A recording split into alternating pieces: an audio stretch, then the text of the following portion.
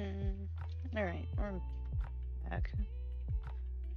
Having some weird vision issues. Now. Turn everything to dark mode though. Hopefully that helps a little bit. Um.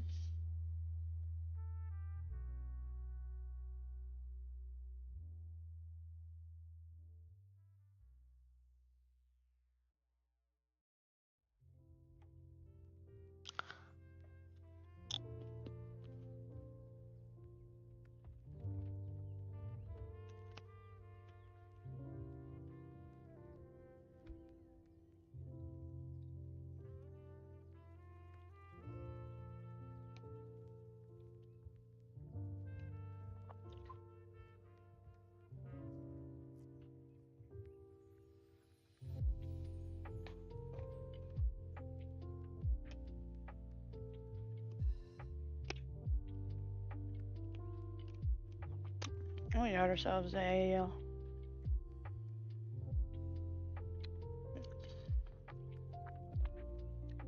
address. So Mary Reeser from St. Petersburg, Florida. My aunt lives down that way.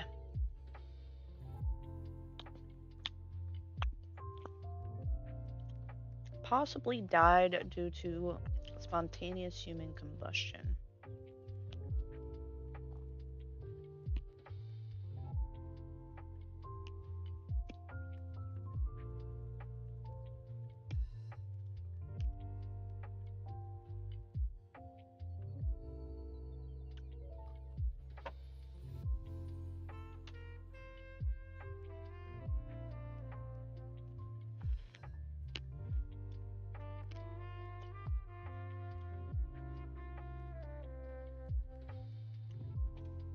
And here's the house. I thought that was an apartment though.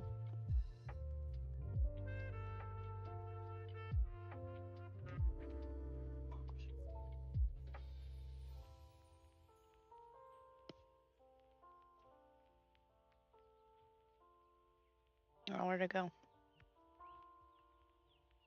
Yes. See what we see.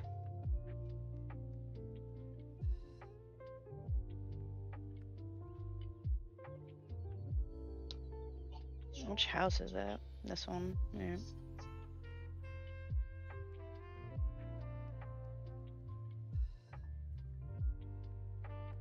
But it is this house.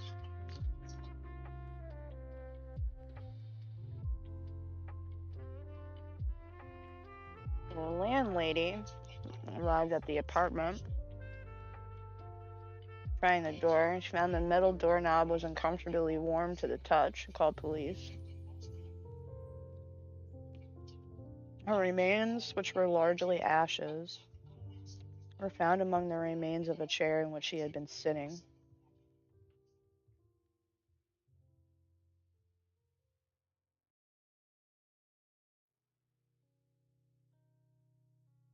All that remained of her, when she had become known as the Cinder Lady, as part of her left foot, which was wearing a slipper, her backbone, and her skull.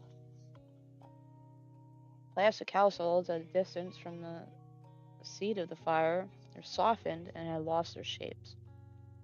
Her skull had survived, was found among the ashes, but shrunken to the size of a teacup.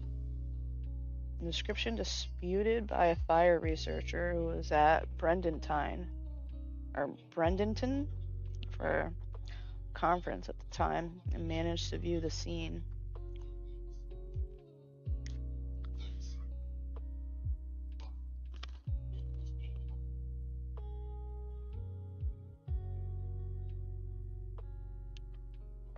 So the FBI eventually declared that she had been incinerated by the Wick effect. She was a known user of sleeping pills. They hypothesized that she had fallen unconscious while smoking and set fire to her nightclothes.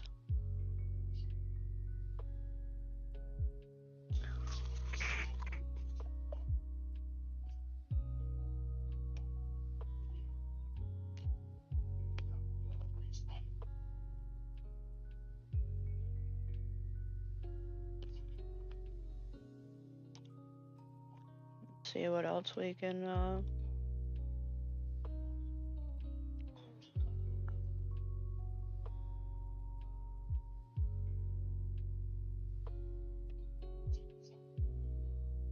there's a house back in the day. It looked the same. Yeah.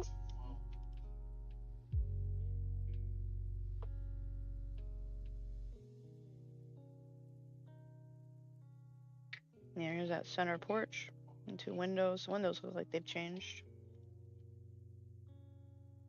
Yeah, they've definitely changed.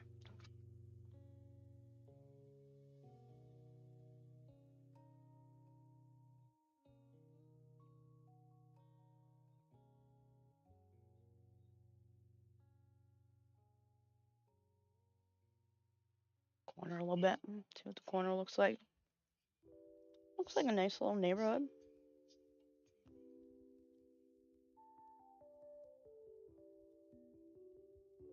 Open house. I'll only imagine how much that house costs.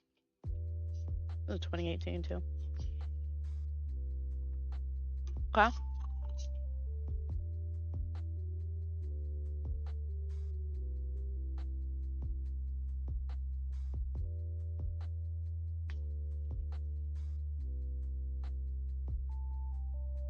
This isn't a murder. I'm going to keep this in mixed bag, which most of these are. When this happened, 50 something. 58? Oh, 51.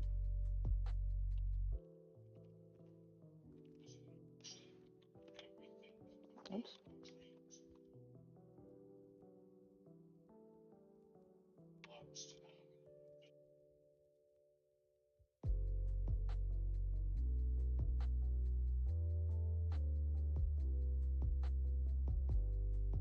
That's where that occurred.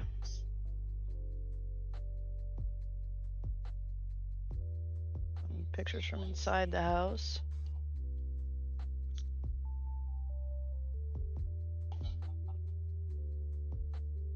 Famous photo.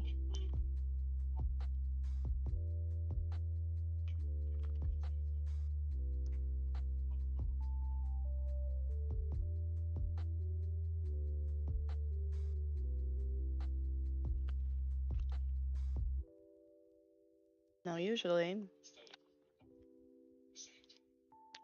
it will add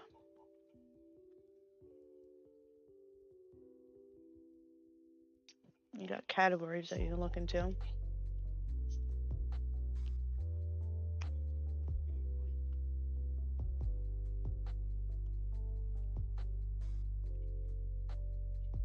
This woman died pneumonia due to spontaneous human combustion.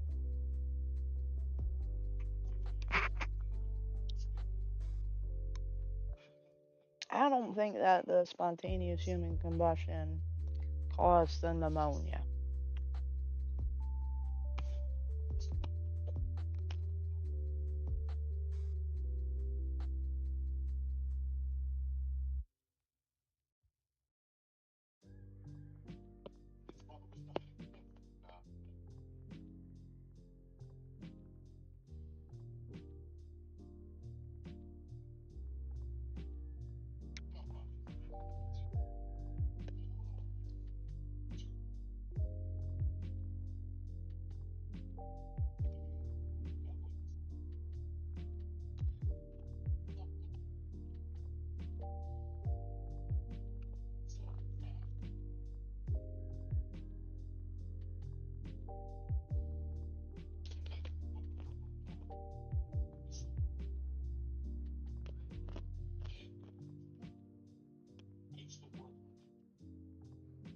That's an author.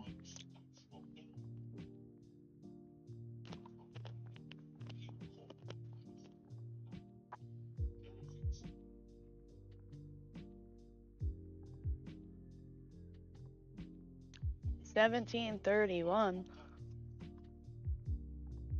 I don't think I'm gonna be able to find that.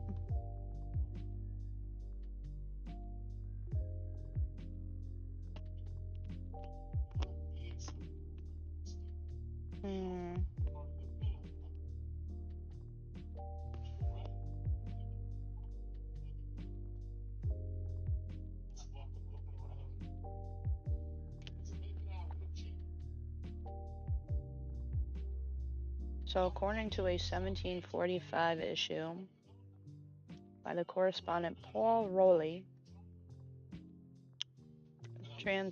who translated for the Psychological Transactions of the Royal Society, 1731 study by a Veronese historian, Giuseppe Bianchi.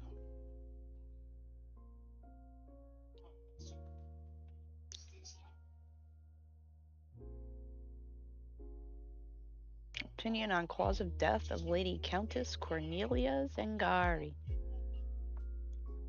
During her last dinner, 66-year-old Countess was dull and heavy. Some accounts report that she was a brandy drinker and that she used to sprinkle camphorated brandy on her body to relieve physical pain. What's that mean?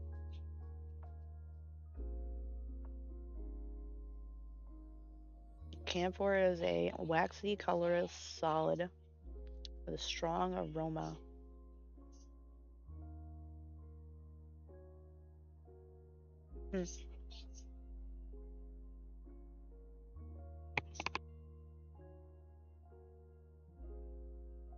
Maid accompanied her to her room, and the two spent over 3 hours chatting and praying. Maid left the mistress already asleep. The next day, when she did not get up during her usual time, she went to wake her and found the remains of the countess. The room was full of soot. The body of the countess had been reduced to a pile of ashes that was little more than 1 meter or 3 foot 3 inches from the bed. Although her lower legs below the knee, 3 fingers, and the front of her skull were relatively intact, the bed and the rest of the furniture had not been affected by the fire, but were covered by a greasy and smelly layer. On the floor there was an oil lamp covered with ashes, but without oil. The way the sheets were found seemed to indicate that the countess had arisen at some point during the night.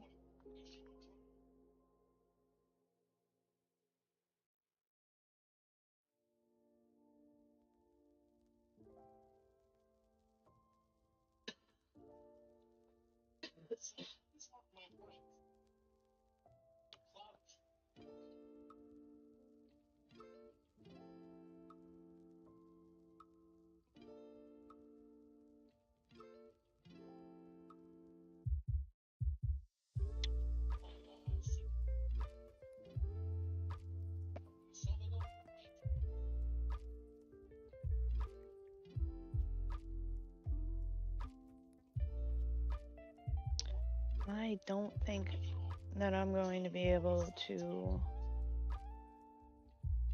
find this, like, location. Interesting though.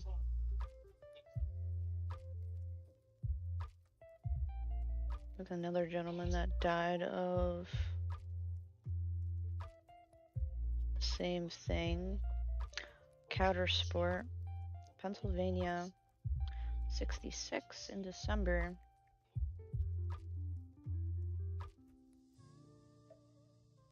He was last seen alive December 4th, 66, when friends visiting his home wished him good night about 9 p.m. Following morning, meter reader Don Gosnell let himself into Bentley's house, as he had permission to do so due to Bentley's infirmity, and went to the basement to check the meter. On the basement, he noticed a strange smell and a light blue smoke. He explained the smoke to be somewhat sweet, like starting up a new oil-burning central heating system. On the ground was a neat pile of ashes, about 14 inches in height. The floor underneath the ash was unmarked. Had he looked up, he would have seen a hole about a foot-long square in the floorboards above. Intrigued, he went upstairs to investigate. The bedroom was smoky, and in the bathroom he found the cremated remains. All that was left of Bentley was the lower half of his right leg, with the slipper still on. The rest of the body had been reduced to a pile of ashes in the basement below. His walker lay across a hole in the floor generated by the fire. The rubber tips on it were still intact, and the nearby bathtub was barely scorched. Meter reader ran from the building to get help. He rushed the gas company office screaming. Dr. Bentley's burned up to his colleagues. So they looked white as a sheet.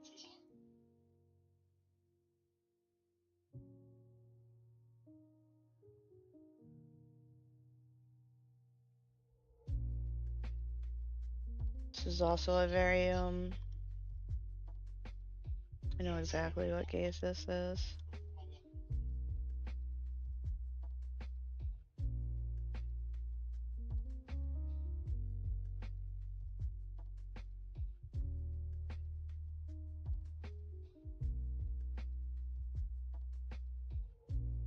Famous photo of it.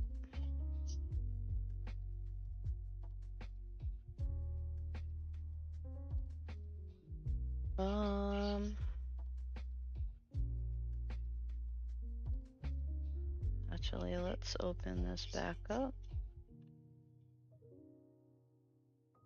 Counter Sport.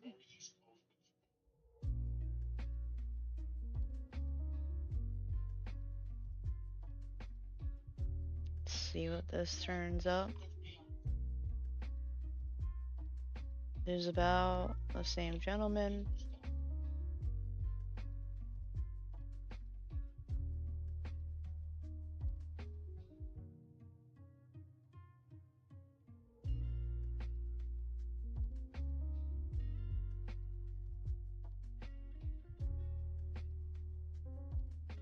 Let's see.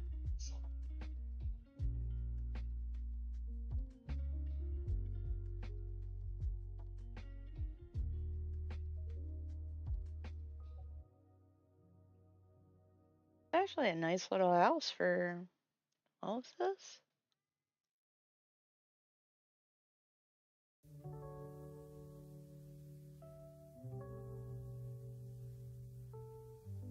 $66. It's a nice little house.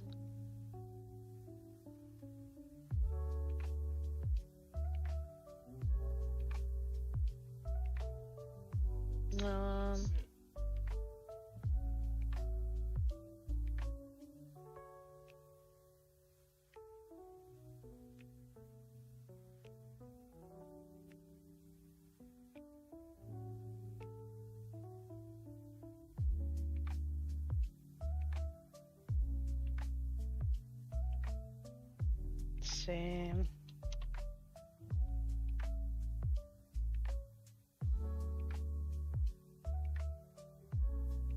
North Main Street.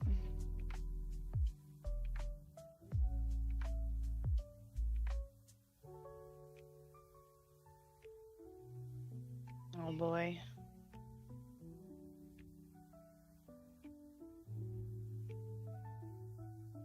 Okay.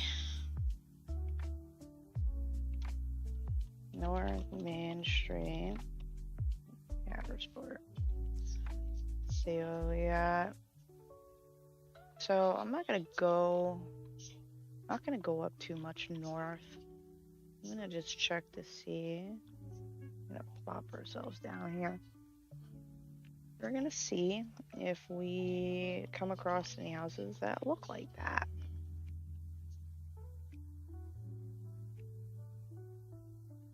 Take a look at the house again. There you go. Balcony in the front, 2 doors, and a bay window.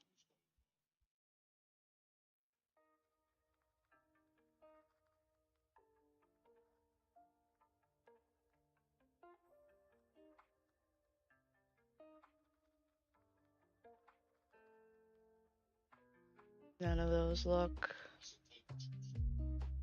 right. Nope.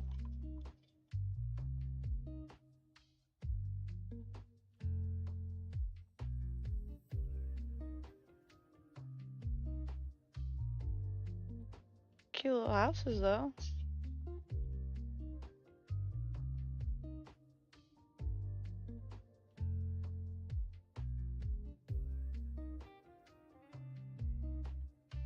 There's the trailer park.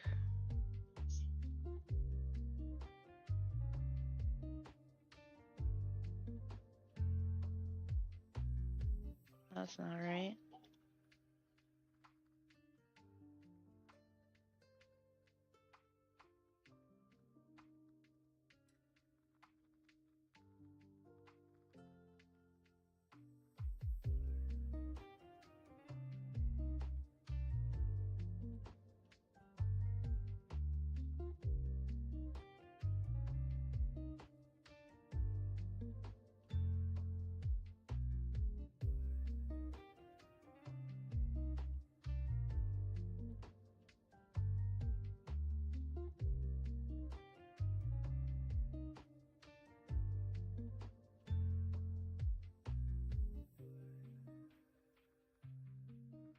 That's such a random side note. This is a random fucking carport? Parking garage?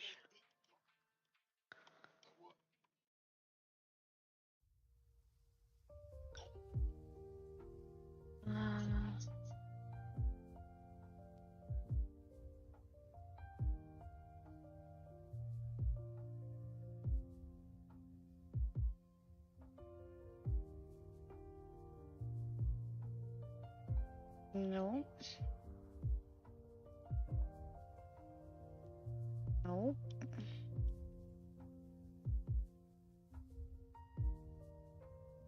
Cute little houses though.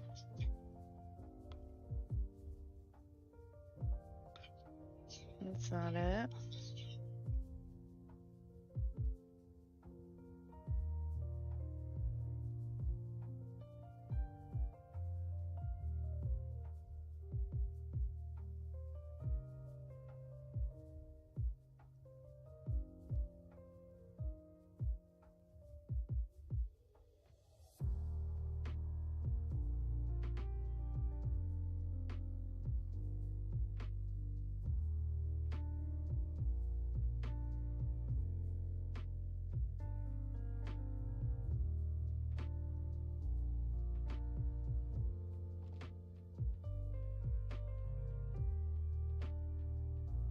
Oh, it says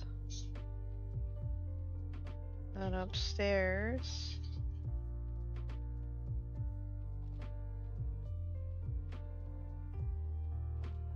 Looks like this house though. It's very similar. Oh, is this it?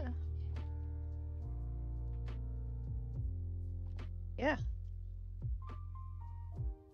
That's fucking it. Okay.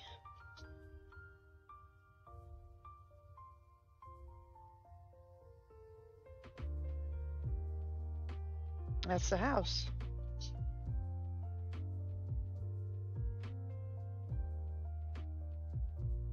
It's next to the church. Okay.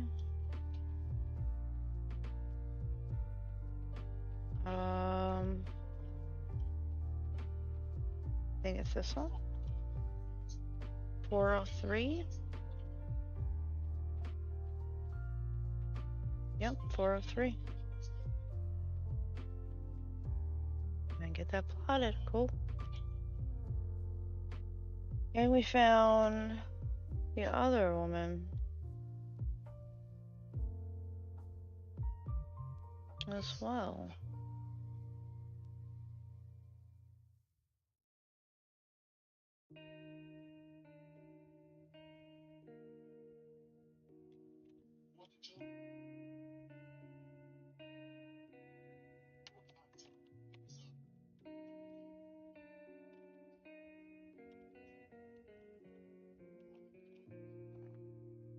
What's it, 66?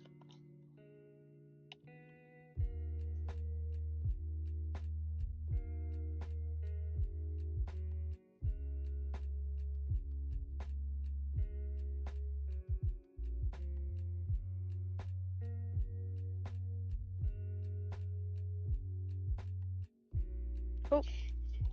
Alright, what else we got?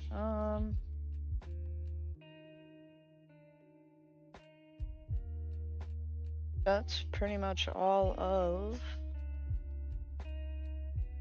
the people listed in this this category. That's not depicting an author who wrote about it, or, these are just topics, discussions on the topic, quick effect, or happened in like the 1700s. And I know for a fact I'm not going to be able to, manage it. Step away for one moment.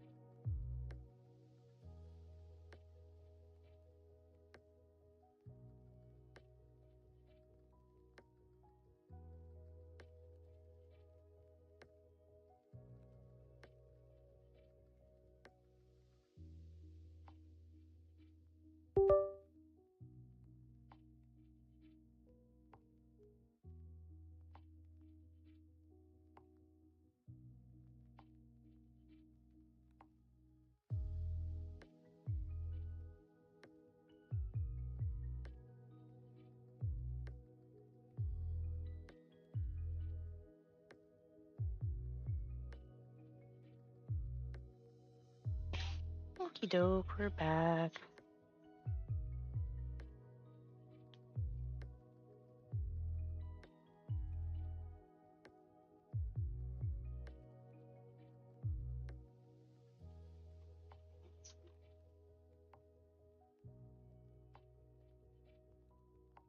Alright, we're just gonna keep working up the list, I guess.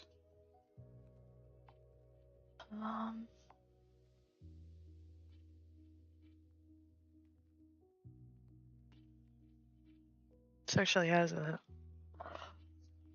coordinates. It's nice.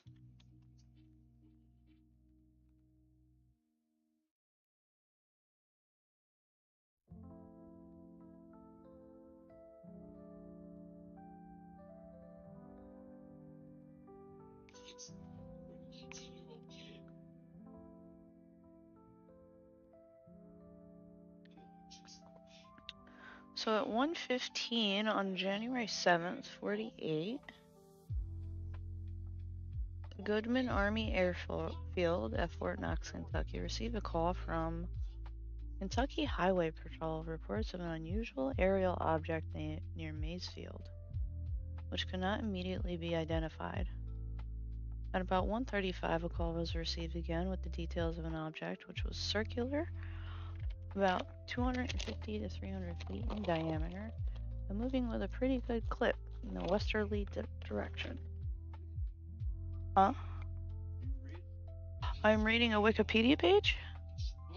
I'm reading a Wikipedia page? And I'm streaming right now? Is that okay with you? Okay. Alright. Uh-huh. Approximately 1:45, the control tower assistant tower operator. Jesus, how that's spelt or written.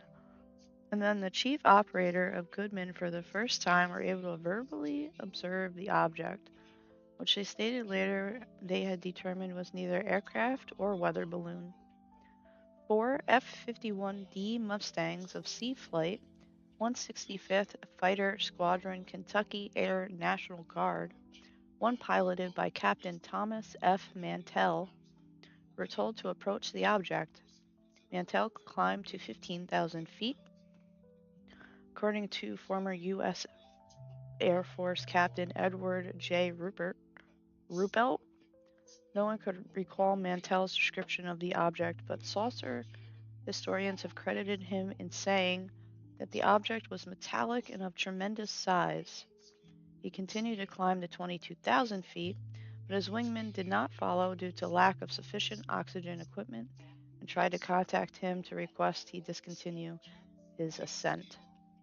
Since Mantell's aircraft had also lacked the requisite oxygen equipment for high-altitude flight, the Army later determined that once Mantell passed 25,000 feet, he blacked out from lack of oxygen and his plane began spiraling back towards the ground.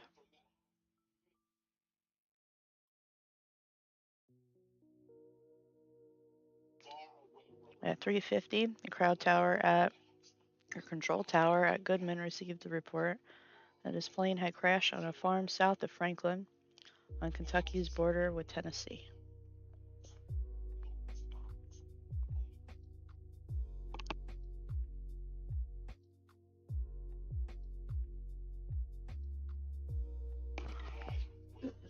Which Wikipedia is telling me happened here.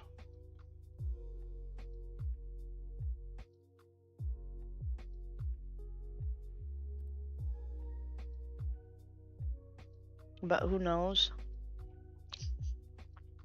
Yeah, it is. Huh. Okay. Boop. Go ahead and take a look at that.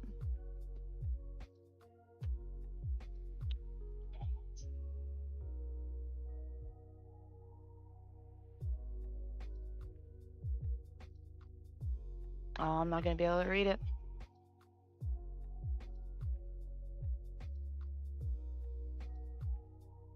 But if this is a placard, Thomas Mantell. Historical. Black.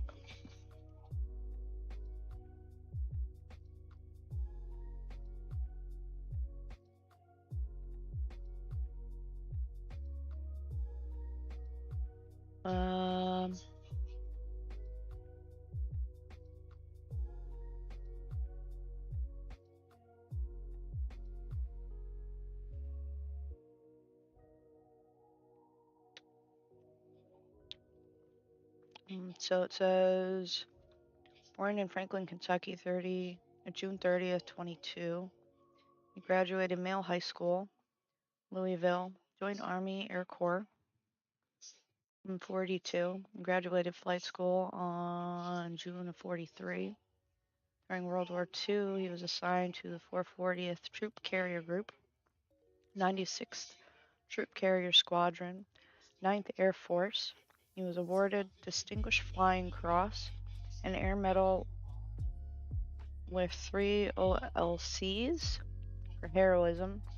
Following the war, he returned to Louisville, joined newly organized Kentucky Air National Guard, assigned as flight leader, Sea Flight, 165th Fighter Squadron, Kentucky Air National Guard in February 47.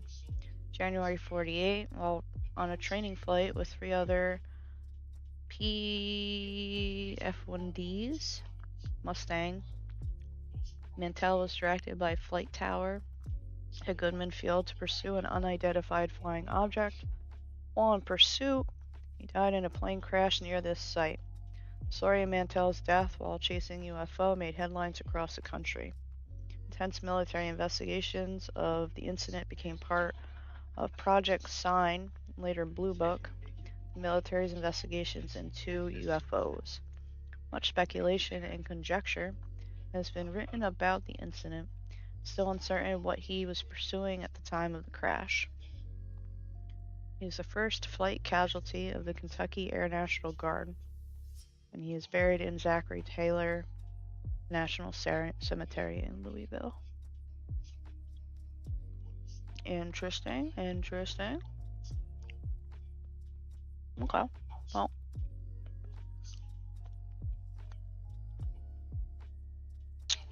We will add it. Death. When was this? 48.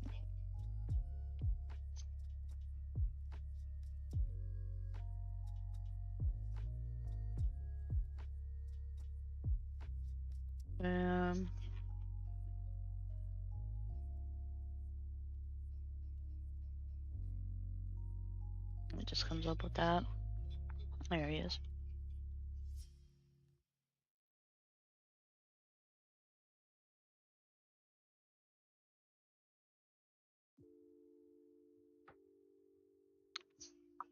His picture in here.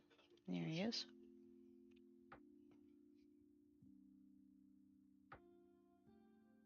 And then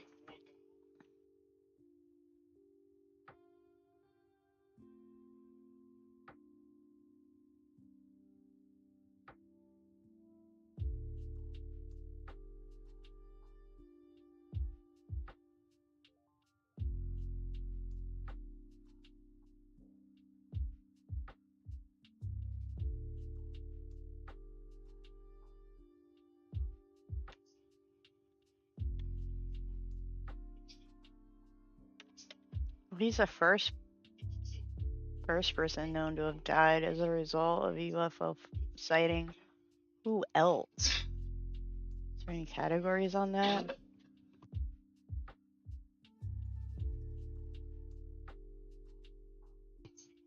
Got sightings. We've got more military aviation incidents.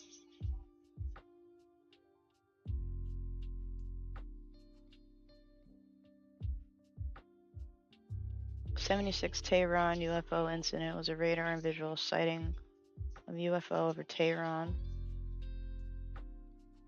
During the incident, 2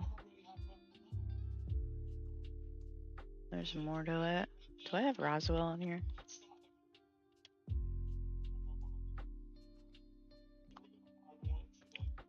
I do not.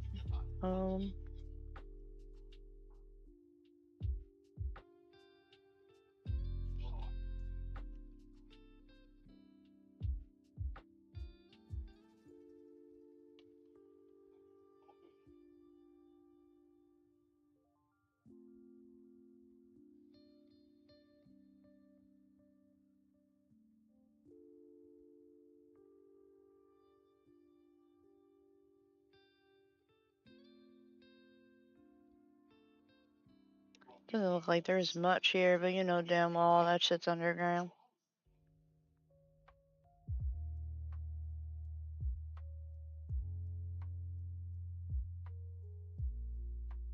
Where is this, like, relative to Nevada? How much it's south?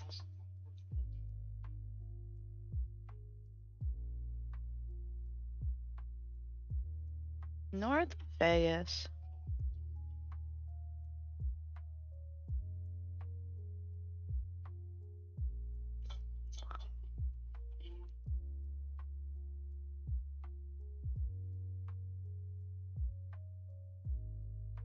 It's interesting.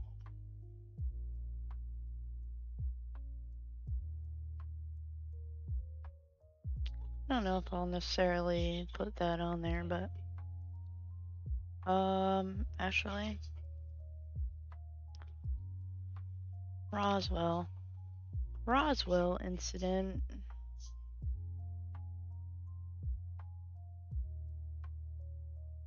This would most certainly be a mixed bag, so very surprised I don't have this on the map. I mean, no one really died. So, I mean, I'll stick it on here just because it's interesting.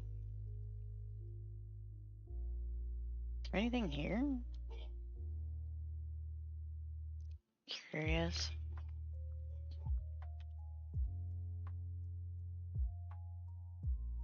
Is there? Well, there is.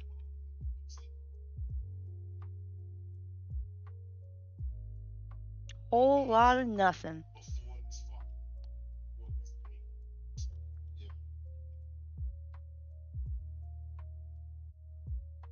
Oh, this is all messed up. July of the year 47, a craft of unknown origin spread debris. Witnesses would report materials of an unearthly nature. In September of the year 2002, the Sci-Fi Channel brought something University of New Mexico to search this ground, I'm gonna assume. Be it observed that whatever the true nature, something as the Roswell incident meant, humankind has something.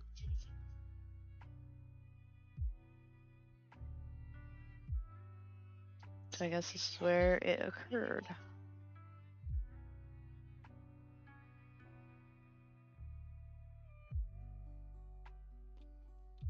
Yeah, I'll put it on the map, why not?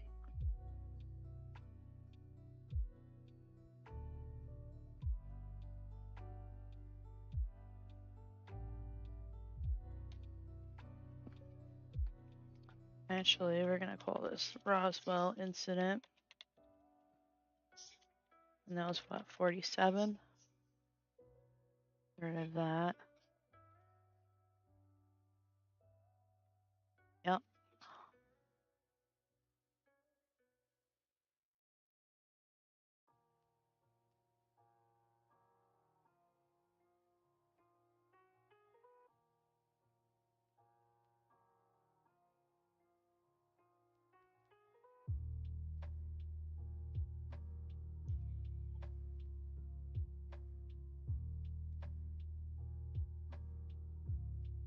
Subject of a conspiracy theory which alleged that the United States Air Force balloon debris recovered in 47 near Roswell, New Mexico was actually a crashed extraterrestrial spacecraft.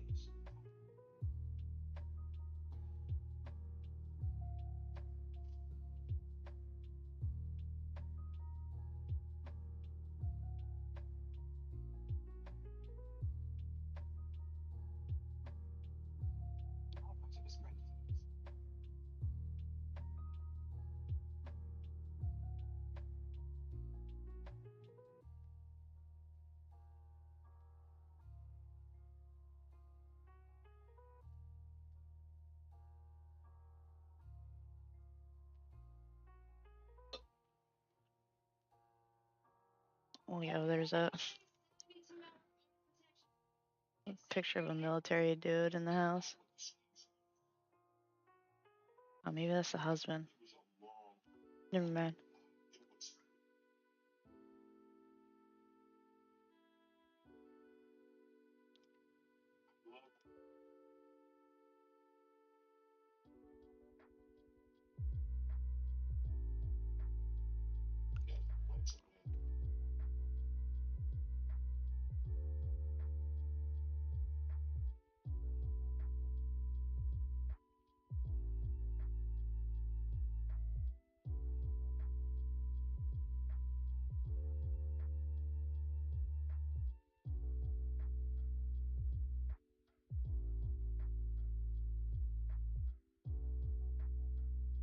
Hmm, it's interesting.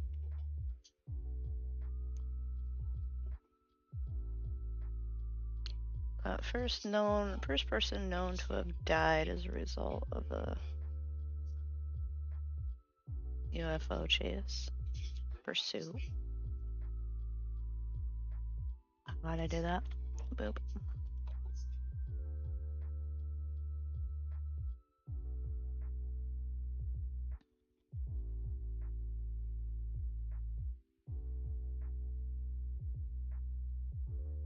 And let her cook. There we go.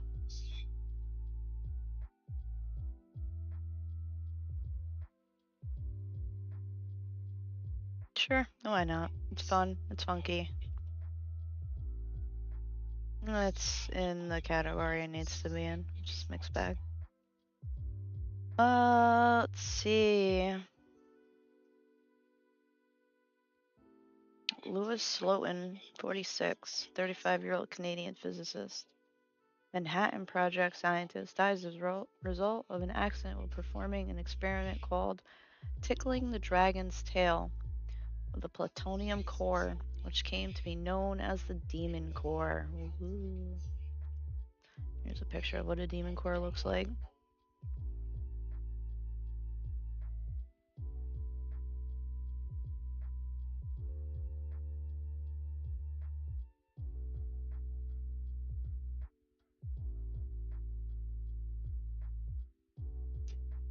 There's Slotin.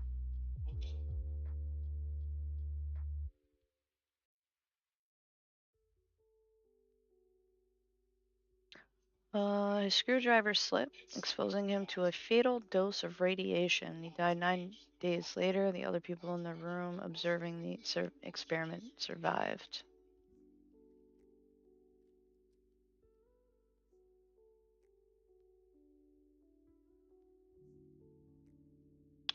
Los Alamos National Laboratory. Let's see what happened.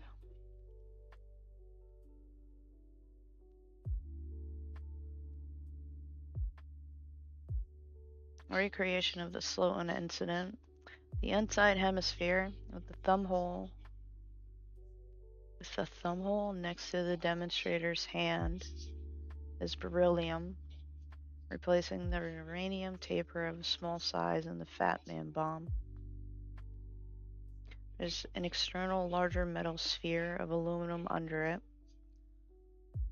replacing the pusher sphere in the bomb's design. The plutonium dragon core was inside the spheres at the time of the accident and is not visible, but its dimensions are comparable with the two half spheres shown resting nearby.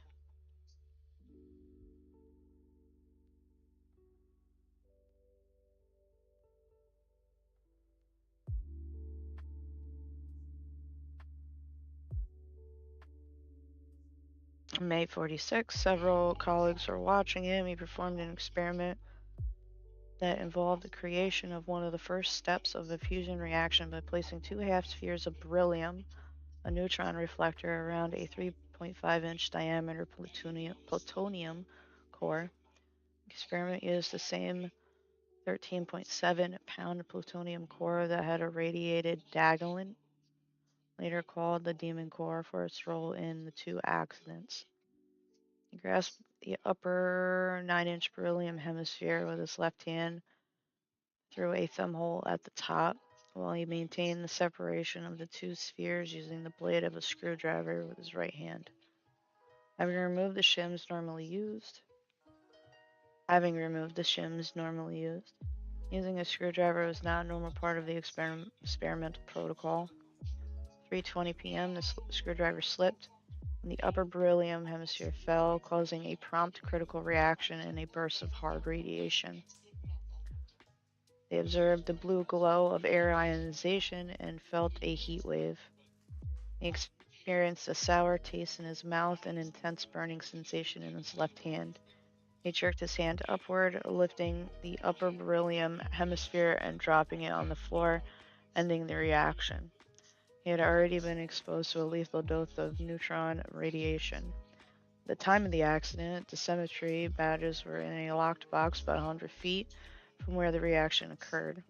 Realizing that no one in the room had their film badges on, immediately after the accidents, Dr. Sloan asked another doctor to have the badges taken from the lead box and placed on the critical assembly.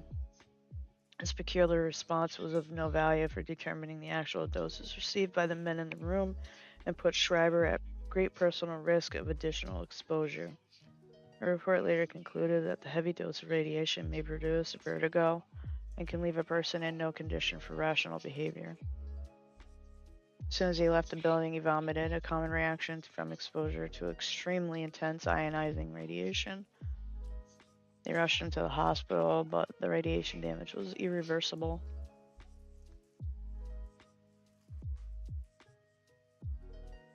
Despite intensive medical care and offers from numerous volunteers to donate blood for transfusions, his condition was incurable. He called his parents, and they were flown at Army expense from Winnipeg to be with him. They arrived on the 4th day after the incident, and on the 5th day, his condition started to deteriorate rapidly.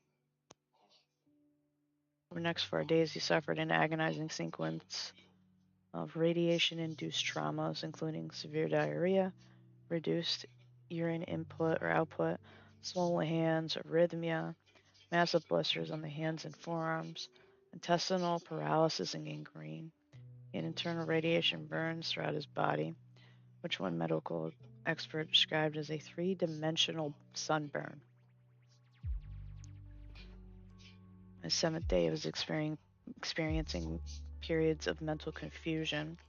His lips turned blue, and he was put on an oxygen tent. He had ultimately experienced a total disintegration of bodily functions and then slipped into a coma. He died on May 30th.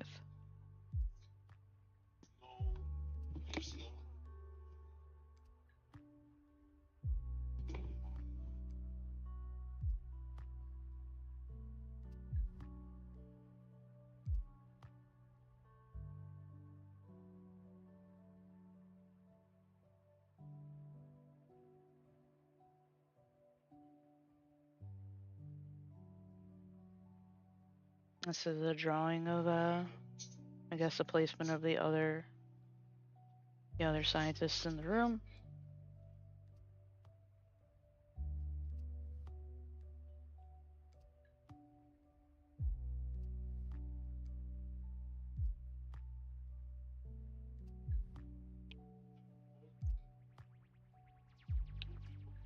After the accident, Los Alamos ended all hands-on critical assembly work. Subsequent criticality testing of fission or fizzle. I can't even say it. Fizzle cores were done with remotely controlled machines, such as the Godiva series, with the operator located a safe distance away to prevent harm in case of accidents.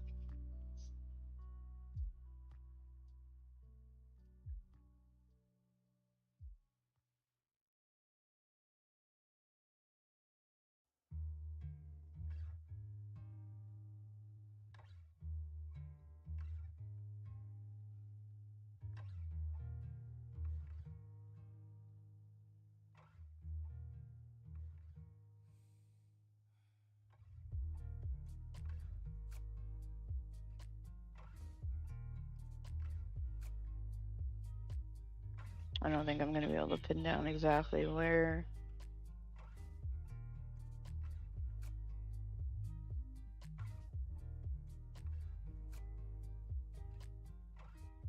Like, who the fuck knows where he was working?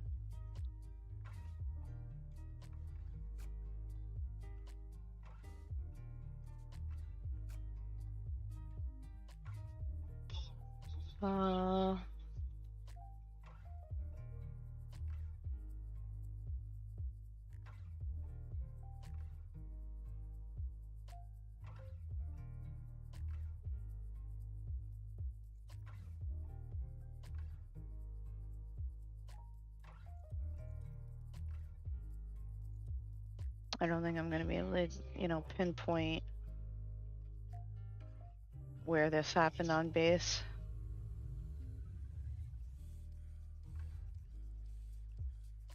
It's crazy to think about that this, all these houses were probably built for everyone working on this base. Yeah, I'm curious.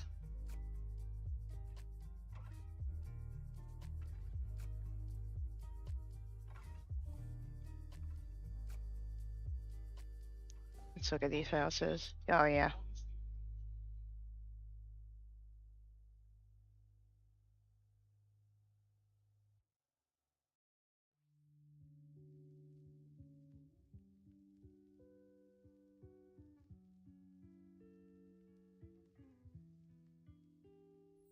This is exactly what these houses are.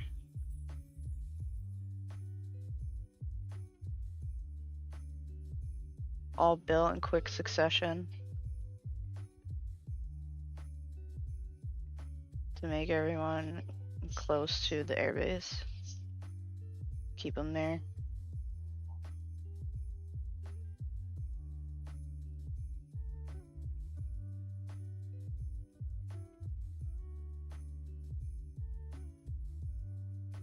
They're all cookie cutter.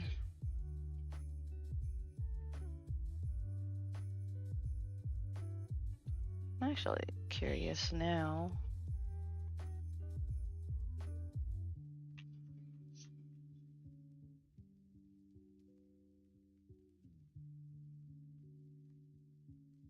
$43.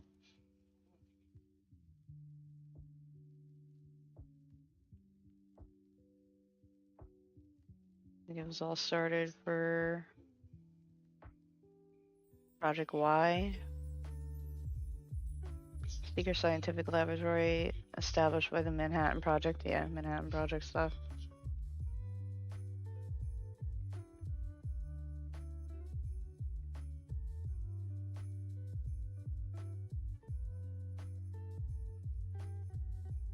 Yeah, Oppenheimer wanted to, very highly suggested this area.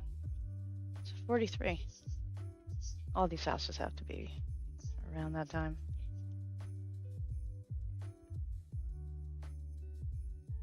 It's interesting. But back to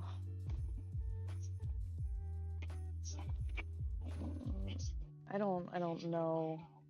Look at all these buildings. Oh my god, Sigma Road. Jesus Christ.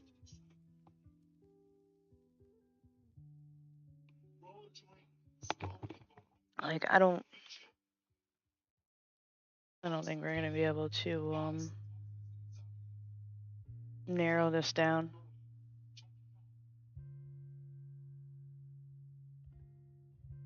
Where the incident actually occurred.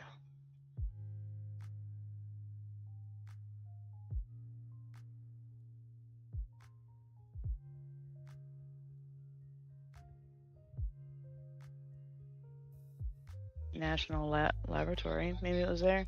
But who knows? Who knows? Who knows?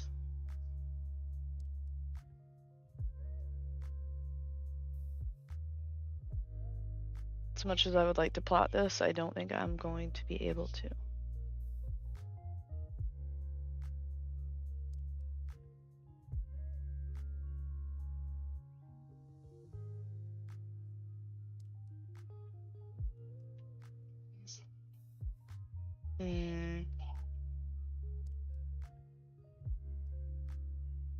Thomas Midgley,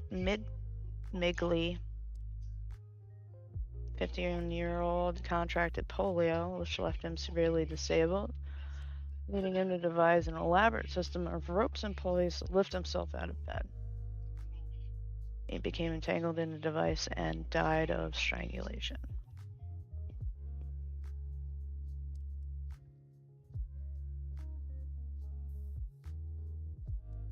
He was a mechanical and chemical engineer. Played a major role in developing leaded gasoline, some of the first CFCs, but are known in the United States for its brand name Freon.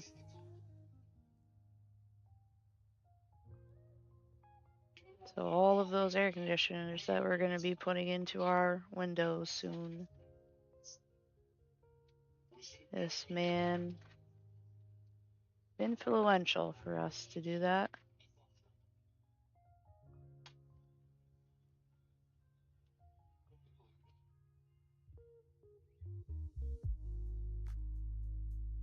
Was found strangled to death by a device he devised will allow himself to get out of bed unassisted.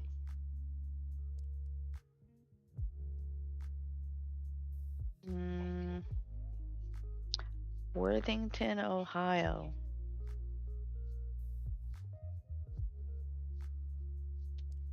His death was ruled a suicide by the coroner. I wouldn't say that's necessarily a fucking suicide. Worthington, Ohio. Let's see what we can find. Oh, home.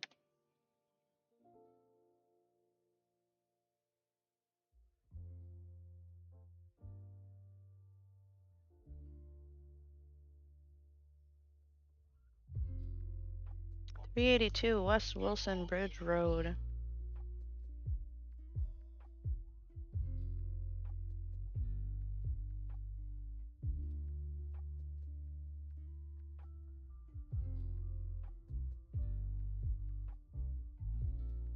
Here's a picture of the house.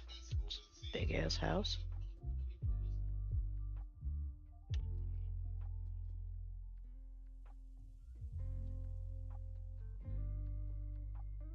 Sounds like he had tunnels and shit all throughout the whole thing.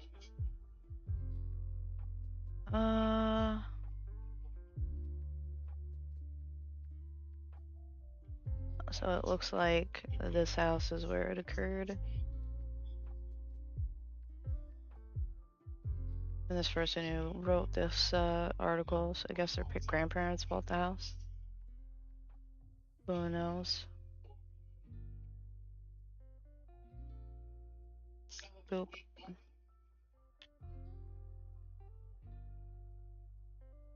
Well, it's not here anymore.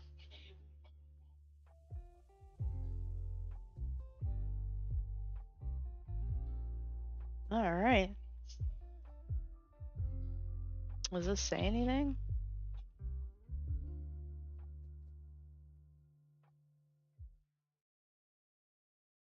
Property was torn down to make way for a freeway.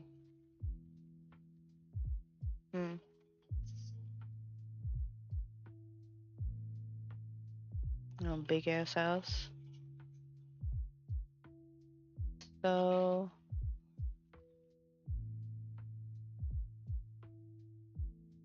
West Wilson Bridge Road.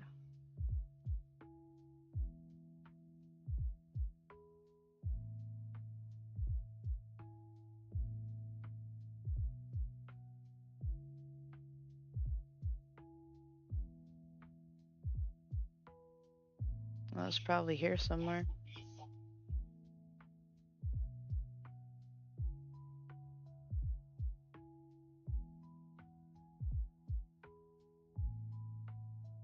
I don't know if I'm going to be able to plot this because who knows.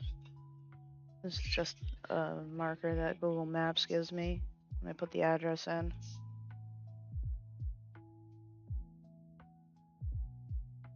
It's an interesting story though.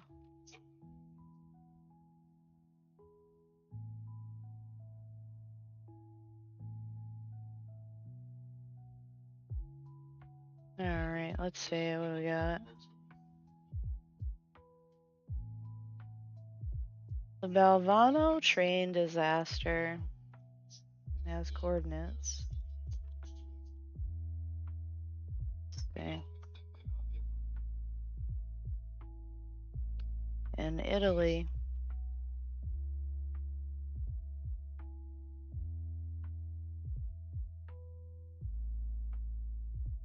A random location.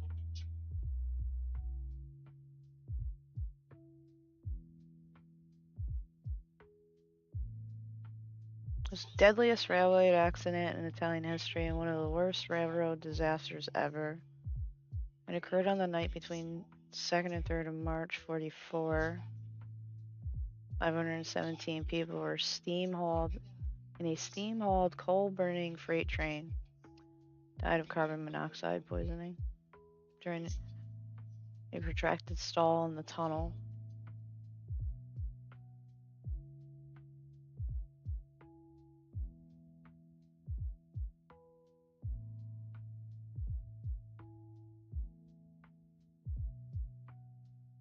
Tunnel shown is not the Army Tunnel, which is 2 kilometers further.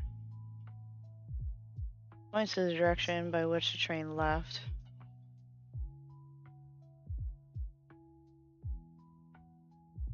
So here's a tunnel. Okay. Let's see what we can see on this version of Google Maps.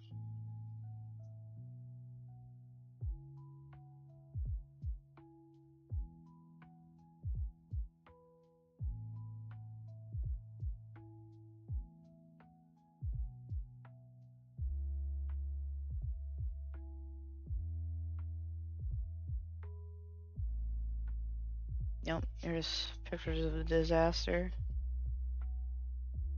Okay. And it looks like they were somewhat in the tunnel when that actually happened. Let's see. Evening of March 2nd, 44, the freight train 8017 started from Naples, heading to Potenza. It consisted of 47 freight wagons and had a remarkable mass of 520 tons. It also carried many unpaid passengers. First part of the journey took place on a flat railway. The train was pulled by an electric engine. 7 o'clock, the train left Battipaglia and entered the sleeper, non-electrified Battipaglia Metroponto Railway. The electric engine had been replaced by 2 steam engines. In Eboli, some stowaways were forced off, but more boarded on following stops until they numbered around 600, making the train grossly overloaded. At midnight, the train arrived in the Balvano Ricagliano station, making it the last before the disaster where it stopped for maintenance on its engines.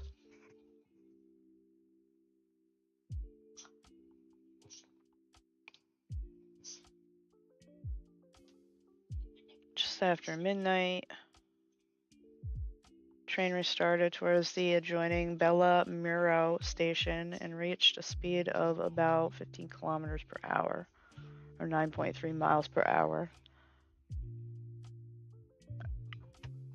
After about 1.1 mile of travel, it approached the narrow and poorly ventilated Army Tunnel, which is a little over 2,100 yards long with a 1.3 incline. As engines entered the tunnel, the wheels started to slide on the rails, which were wet due to humidity. Despite the use of sandboxes, the train lost speed until it stopped, with almost all of its cars inside the tunnel. The air was already filled with smoke since another train had passed shortly before, and the driver's efforts to restart the train caused the locomotives to produce even more carbon monoxide-laden smoke. As a result, the crew and stowaways were asphyxiated so slowly that they failed to realize what was happening to them. Most died in their sleep, and a few survivors Of the few survivors, most were in the last few wagons, which was still in the open air.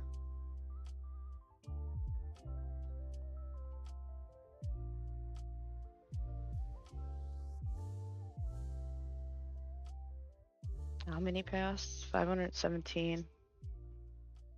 And then you had 90 that were injured.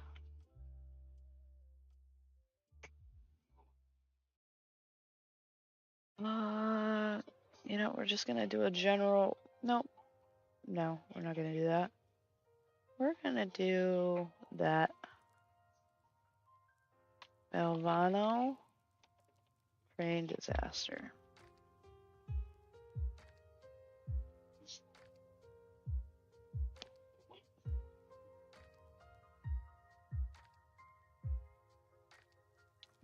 It's gonna stay in the mix bag because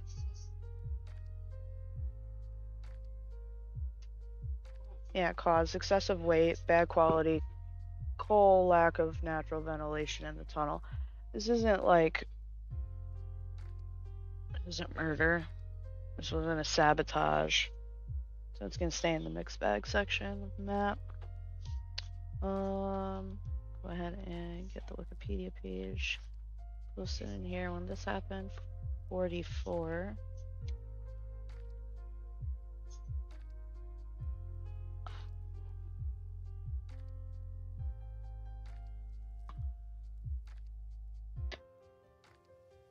Elvano train disaster. We'll use that picture.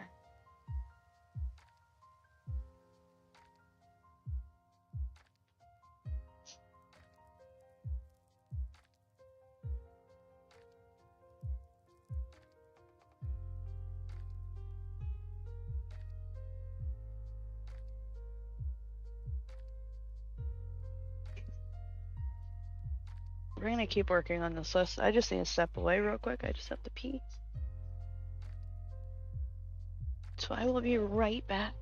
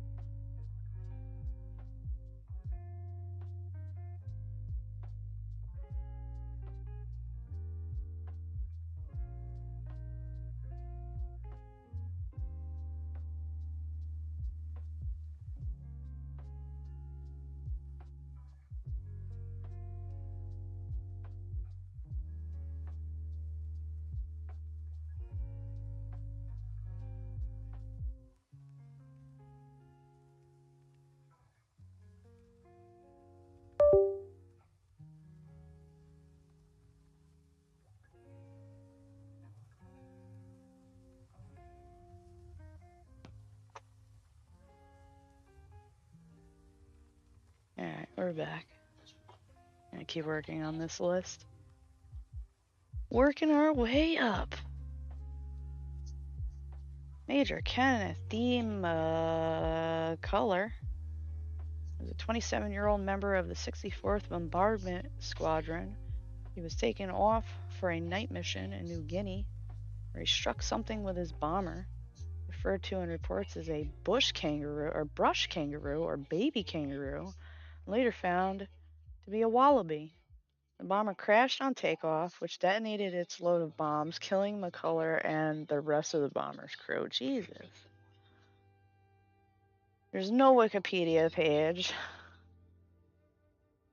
except for the bomber squadron.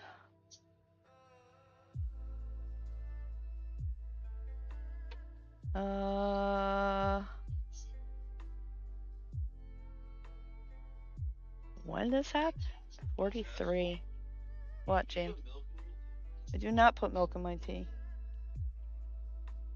I don't like milk in my tea. I think it's gross. I think it's gross. Do you put milk in your tea? It's gross.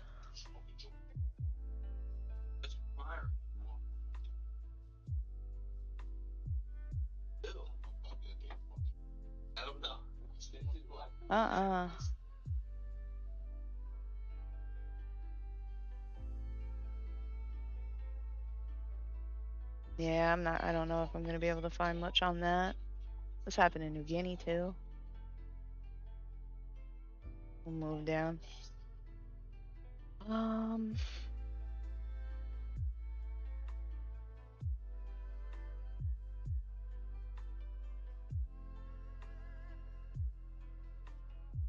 Actually, you know what?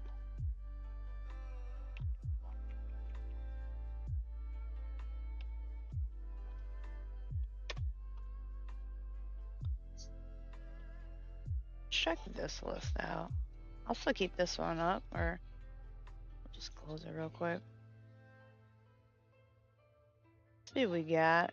Do stuff that's a little bit newer. Oop, on the bottom. Jesus, all of the articles.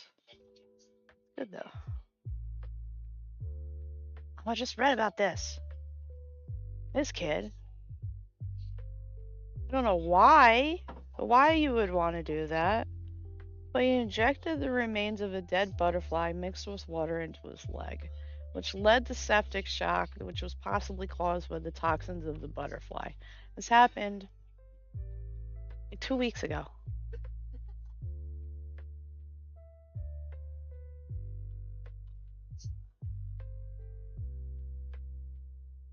Because I definitely enjoy articles by Mitt, but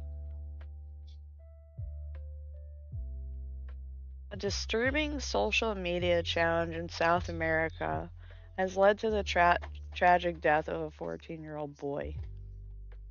Why? Where are they getting syringes from?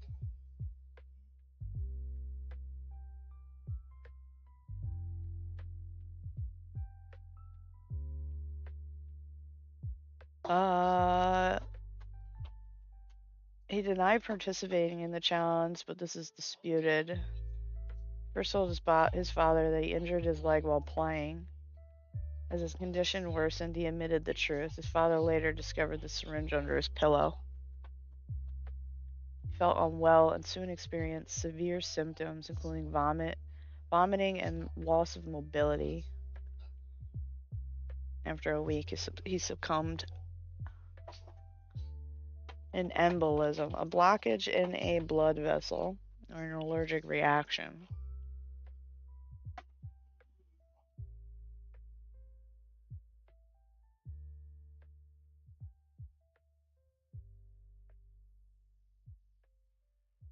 Dangerous trend allegedly started on platforms like TikTok and Instagram. However, the original challenge had no connection to injecting dead butterflies.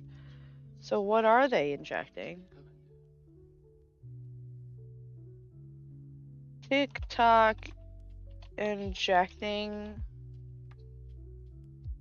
trend.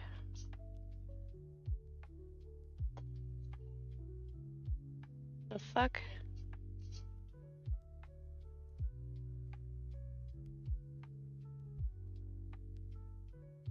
Warning parents that kids are using hyaluronic pens to inject filler into their lips.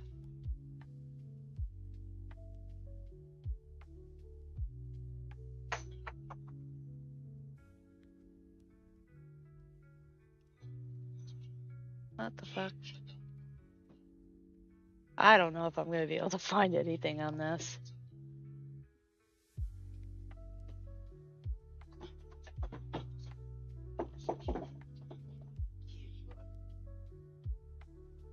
Yeah, this is restricted. Let's see. Oh, here's the kid.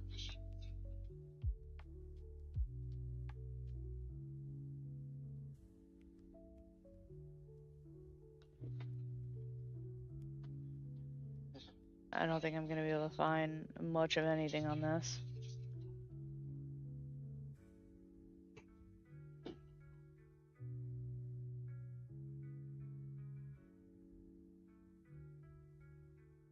The type of butterfly the teenager inserted into his body has not been identified.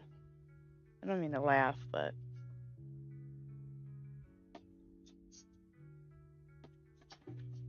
Milkweed, which monarch butterflies feed on as caterpillars, contain a poisonous toxin. What are you doing? Oh, it's my cat.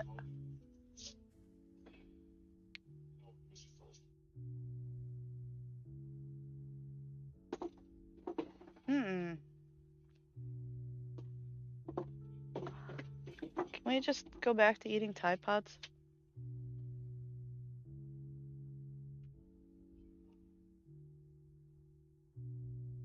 At least I can fucking pump your stomach. And all I'm seeing are pictures of the emergency room. I don't think I'm gonna get any information on that. Group of hunters chased a bear into a tree. This is for Lester Harvey. As the group retreated from the bottom of the tree, one hunter shot the bear. As the animal fell, it struck the 58-year-old, who stood about 10 feet from the tree, killing him. The bear also died. Jesus.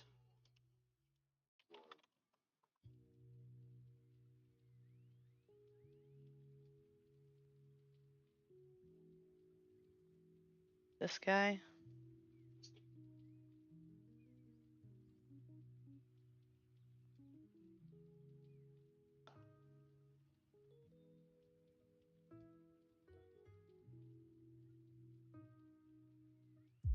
He was an avid outdoorsman. Guess that's the gentleman when he passed. December 13th.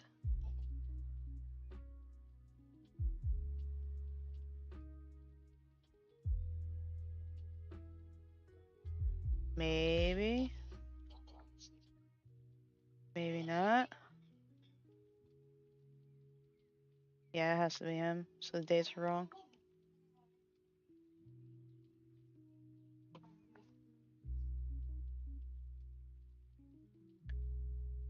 Virginia, father of 5, has died after being struck by a bear falling from a tree. A group of hunters chased the bear into the tree, and then the group retreated from the bottom of the tree. One of the hunters shot the bear. The animal fell. It hit the gentleman, who was standing 10 feet from the bottom of the tree.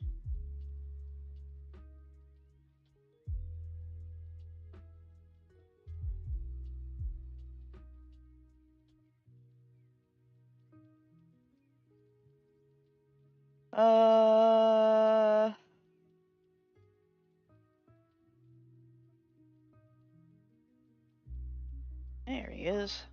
Yeah, same guy.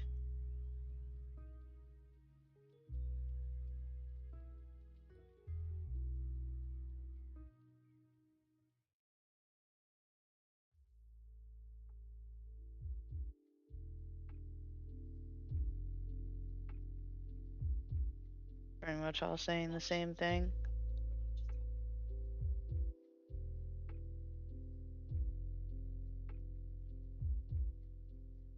Similar incidents have occurred in recent years. In 2018, a man in Alaska was critically injured after his hunting partner shot a bear on a ridge. The animal tumbled down a slope into the man, who was also struck by rocks dislodged by the bear. Another man was injured in 2019 after his hunting partner shot a bear in a tree in North Carolina. The bear fell out of the tree and began biting the hunter. The man and the animal then tumbled off a cliff. The hunter was taken to the hospital and the bear was later found dead.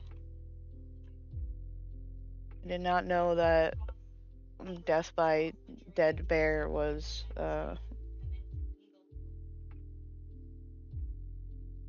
that common. And recently too. 2018, 2019, 2024.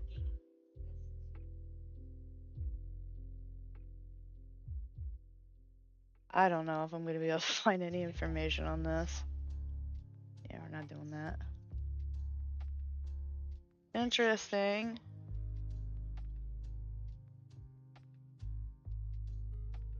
Johnny Turner, October of last year, 76-year-old member of the Kentucky Senate, died of injuries sustained in an accident in September of last year when he drove a riding mower into an empty swimming pool. I don't remember hearing about this. He was critically injured after a lawnmower he was driving fell into an empty swimming pool at his home in Harlan. He was then taken to Harlan ARH Hospital before being transferred out of state to Knoxville, and then died of his injuries.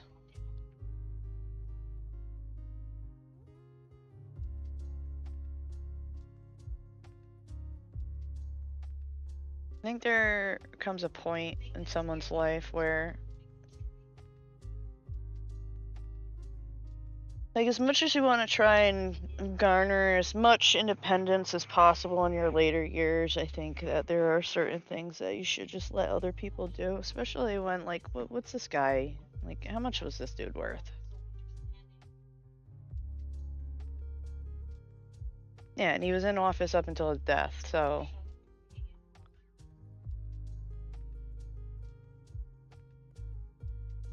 Alright. Johnny Turner. Where did this occur? Died in Knoxville, but Harlan,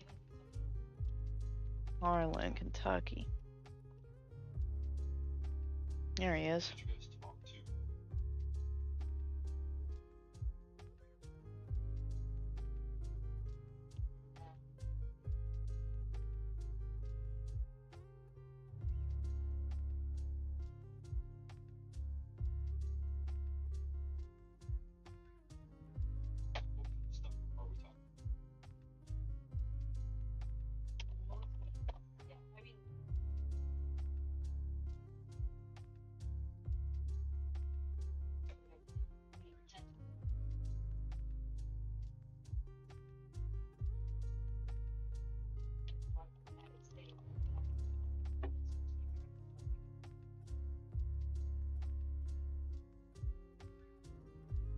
Baxter.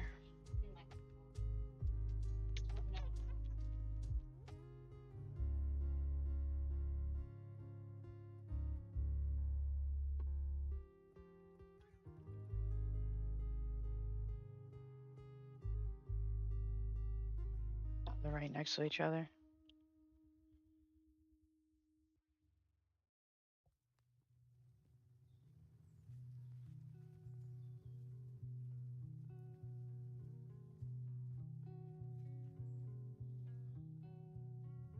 All houses with a swimming pool. See one.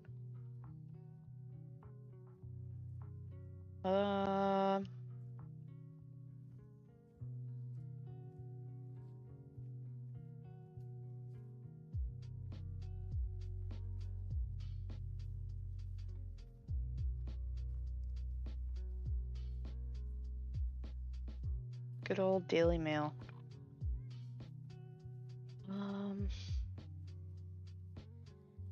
76. That's what I got. 76. 76 what?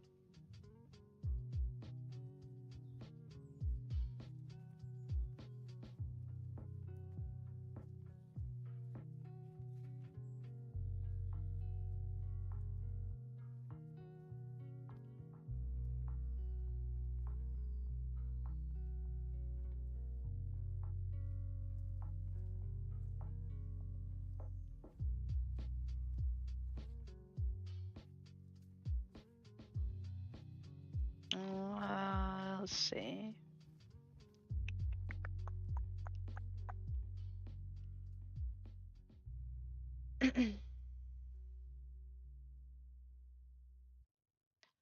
$76. The number of the house.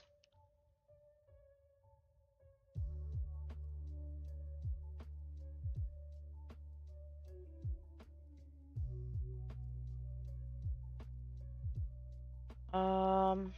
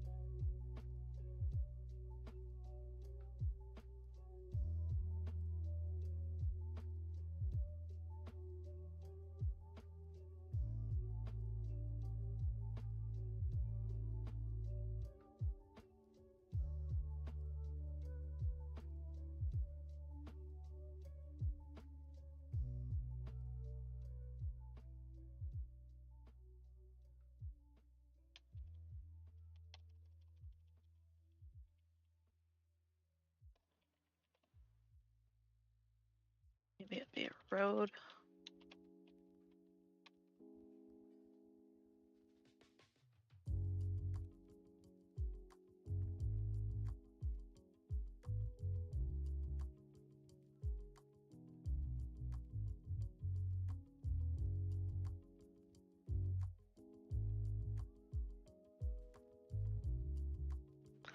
The house looks fairly secluded.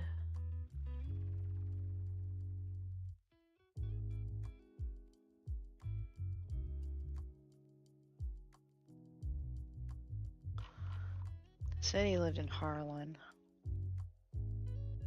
He was of Harlan.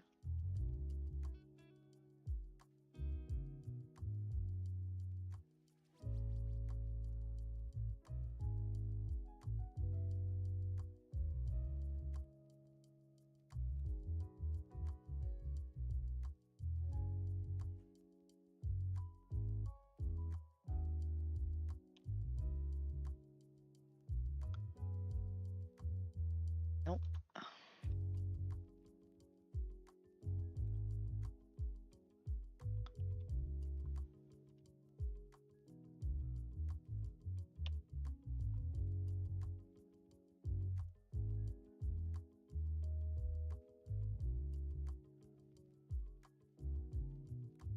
Hmm.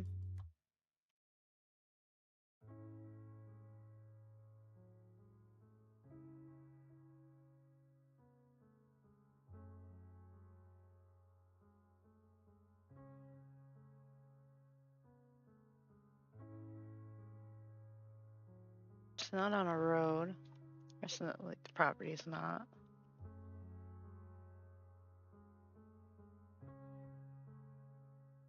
Close to a road.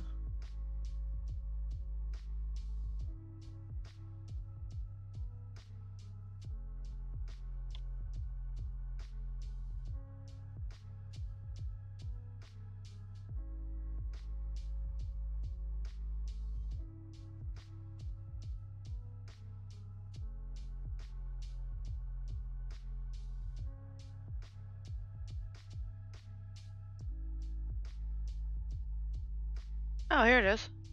Ha!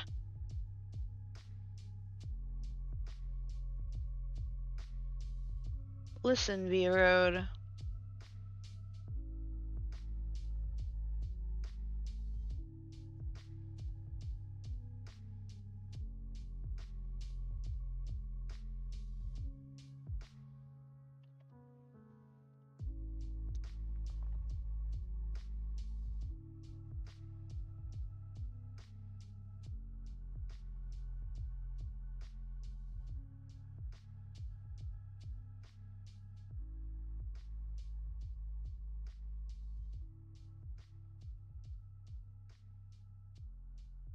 House is up the hill.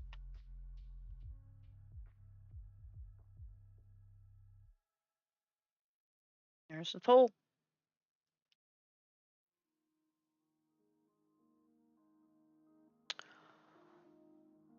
Let's see. And what was he? He was a senator.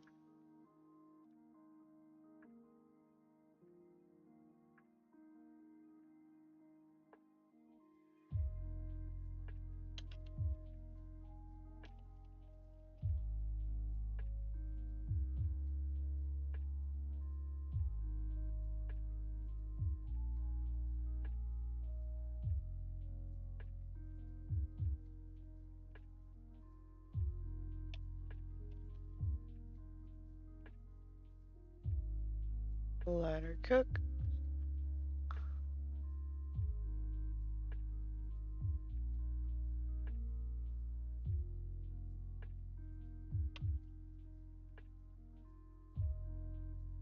Nope.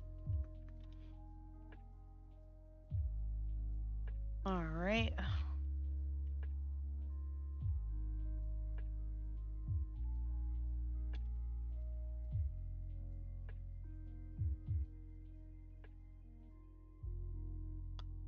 We'll use this one.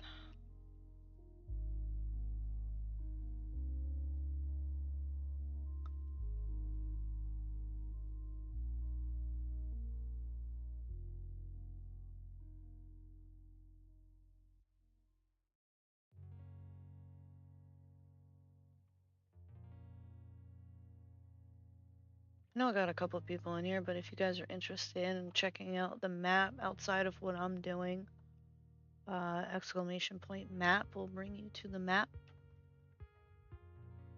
Right now I'm just doing like just unusual deaths.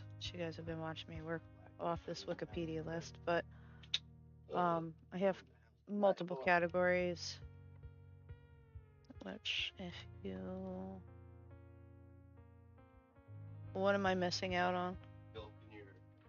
Nope, that shit's gross. I'm gonna zoom out. Here's the world and all of the different events that I have plotted on my map. If you guys have any questions, let me know.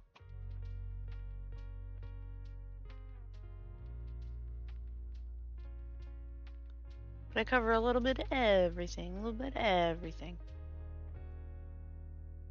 Let's see, what else we got?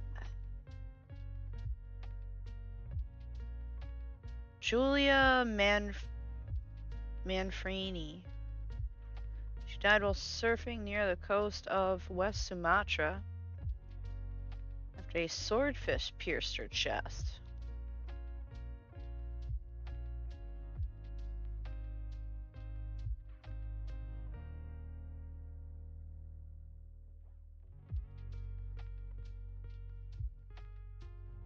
I don't think that I am going to feasibly be able to find exactly where this event has occurred. What's this one? Still getting investigated. The entire map is color coded. It's all in alphabetical order for each of the categories, and then everything at the bottom that's in light blue. These are all new. These are all events that I've just placed on the map within the last couple of days that I just haven't organized up in here.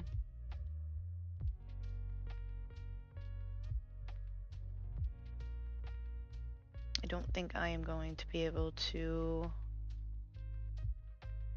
easily place that. Lucy Morgan, I remember when this happened. She was a little girl who was on vacation, and she was playing Batman with her brother, and the shaft broke, and it impaled her in her skull.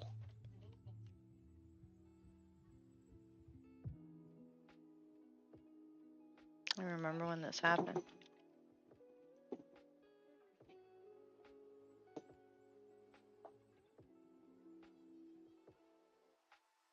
Yeah, it's a little girl.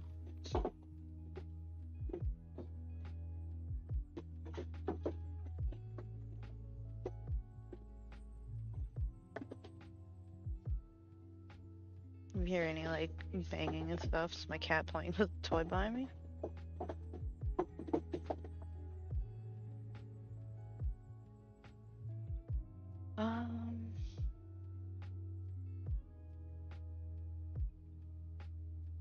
Racket broke on a downward swing.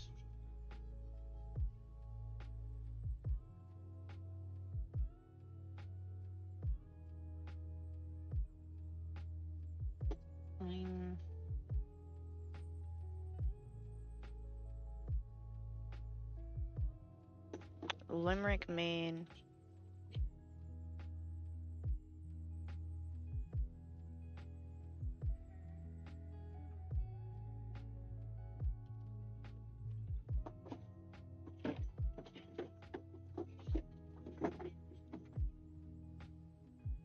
Looks like they are along a lake, so they're somewhere along these